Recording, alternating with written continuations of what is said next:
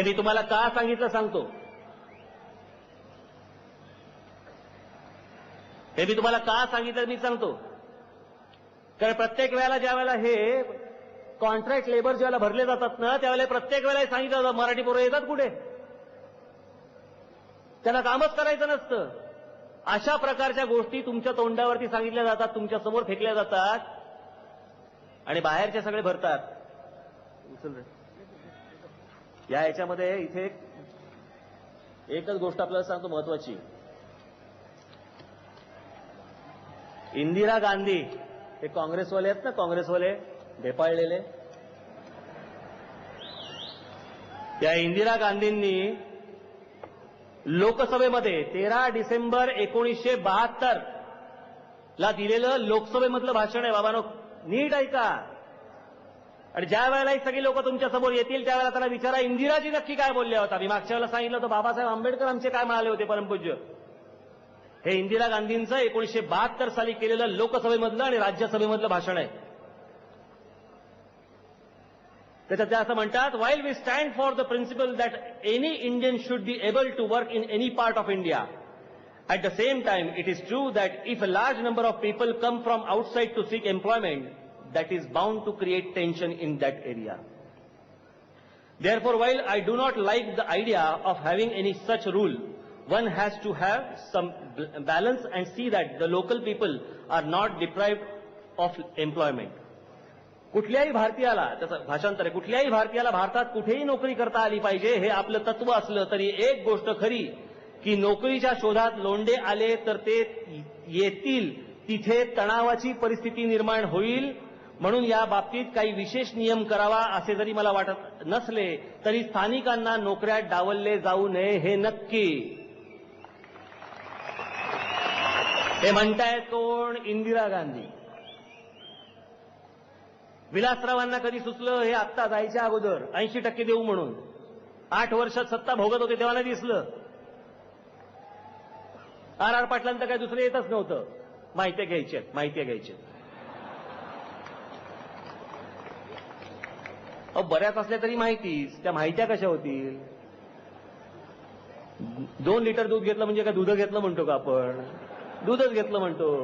खूप केस कापले म्हणजे काय केस कापले म्हणतो का? केस कापले. माहित्या काय घेतोय?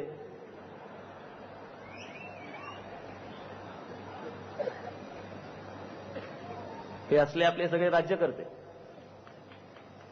हे जर शेतकरी, आपला शेतकरी बांधव, महाराष्ट्रामधला शेतकरी बांधव हा इथे आत्महत्यांनी मरतोय, त्या शेतकरी बांधवासाठी देखील या सगळ्या खासदारांना संसदेमध्ये एकत्र येऊन तोंड उचकटता येत नाही.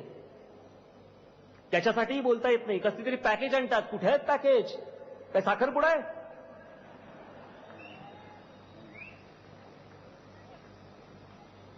कसली पॅकेज आली? कोणाला मिळाली? का आत्महत्या थांबल्या? तो आमचा शेतकरी बांधव तो अजूनही भरडतच आहे. त्याची बायका पोरं भरडतातच आहेत. आणि आमचे कोण?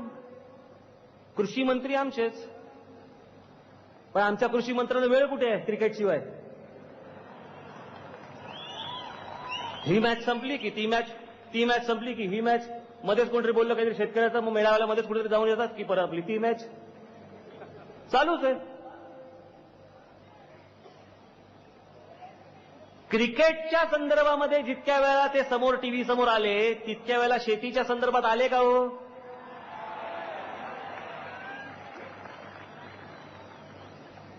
मध्यंतरी पंतप्रधान आले होते आणि ते बोलले की बारामतीसारखा विकास झाला पाहिजे. मग 4 वेळा मुख्यमंत्री होऊन जर फक्त बारामतीचा विकास होतो आणि महाराष्ट्राचा होत नाही तर याचा उपयोग काय? मी पक्ष स्थापन केला त्याच वेळेला मी पहिल्यांदाच ठरवलं होतं एखाद दुसरा कुठलाही माझा मतदारसंघ नाही, महाराष्ट्र हाच माझा मतदारसंघ, तरच पुढचं काहीतरी घडू शकेल, तरच पुढच्या गोष्टी घडतील, अन्यथा घडायच्याच नाहीत, होऊच शकत नाही. जी मी आंदोलनं हातामध्ये घेतली यापुढेही घेणार. सरकार जर ऐकणार नसेल तर मी माझी आंदोलनं चालूच ठेवणार. जी आंदोलनं आहेत ती सगळी महाराष्ट्र हिताची आहेत. अहो काय बसपुरी माजली आहे तुम्हाला सांगतो. हे मी आता इथे ड्रायव्हिंग लायसन्स आणले. ड्रायव्हिंग लायसन्स हे आपल्या पक्षाचे विभाग अध्यक्ष आहेत अवधूत चव्हाण. यांनी इकडच्याच एका भैयाकडनं हे ड्रायव्हिंग लायसन्स काढलं 2,000 रुपयामध्ये. म्हणजे विचार करा काय लेवलची काय प्रकारची बजबजपुरी खाली असेल आणि कोण माणसं येतात आणि कोण राहतायत काहीच आपल्याला कळत नाहीये. आणि मी जे सांगतोय ना बाबांनो, हे हसण्यावारी नेऊ नका. या ड्रायव्हिंग लायसन्स वरती इथे त्याचं नाव आहे अवधूत श्रीधर चव्हाण आणि या लायसन्स वरती फोटो आहे आपल्या शाखाध्यक्षाचा. ही अशी लायसन्सेस दिली जातात याच्यावरती कोण येते कोण जाते काहीच माहित नाही. कोणाला आपण टॅक्सीची लायसन्सच देतोय. परवा दिवशीच मी जयंतराव पाटलांकडे गेलो होतो, आपले गृहमंत्री नवीन. त्यांच्याशी बोललो हा विषय. काहीतरी काहीतरी करायला पाहिजे आपण या सगळ्या गोष्टींमध्ये. खरं की काय म्हणजे एवढं तर काय असेल तर काय मला प्रश्नच येतो. आपण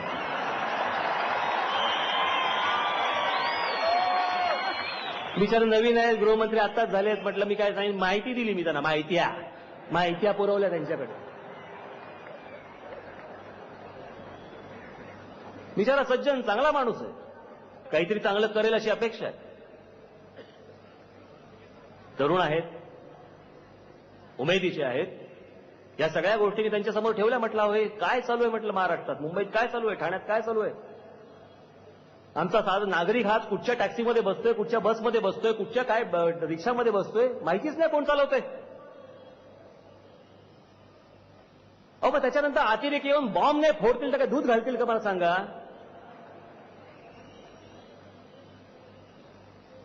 या आमच्या शिवछत्रपतींनी त्या काळात 350 वर्षापूर्वी सांगितलं होतं की समुद्रावरती गस्त वाढवा, आपला शत्रू समुद्रमार्गे येईल.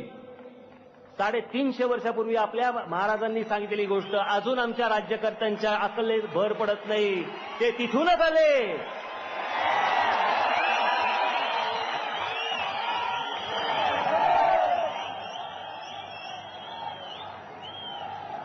त्याच मार्गाने समुद्र मार्गाने आले आणि आमच्या काय उडून गेले, आमच्या हिंदवडे काही नाही राहिलं. सगळ्यांनी अख्ख्या जगाने पाहिलं.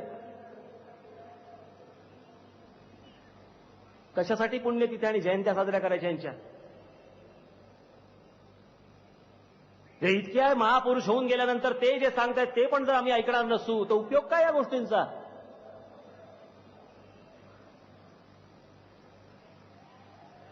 मार्च 93 रोजी मुंबईमध्ये झालेले बॉम्बस्फोट, त्याच्यासाठी आलेला आरडीएक्स हे देखील त्याच समुद्र मार्गावरनं आलं. आम्ही गाफील, अजूनही आम्हाला कळत नाही. एक एवढा फटका आम्हाला ज्यावेळेला 92-93 ला बसला असताना त्याच्यानंतर पण आम्हाला अक्कल येत नाही. त्याच्यानंतर पण तिकडून अतिरेकी येतात. आणि मला जरा सांगा हो, आमच्या जयंतरावनं त्याशी हेच सांगितलं, म्हटलं अतिरेकी यायला काय फक्त समुद्रच आहे का. हे आमचे ऑक्ट्रॉय नाके, या आमच्या ऑक्ट्रॉय नाक्यावरनं सुटणारे रोजचे ट्रक, या ट्रकमध्ये भाजीपाला आहे, हँड ग्रेनेड्स आहेत, स्टेनगन्स आहेत का काय, कोणी बघायचं. तिथे कोणतरी उभे असतात, ते काहीतरी चिऱ्यामिऱ्या घेतात आणि ट्रक पाठवून देतात. कुठे जातो तो ट्रक,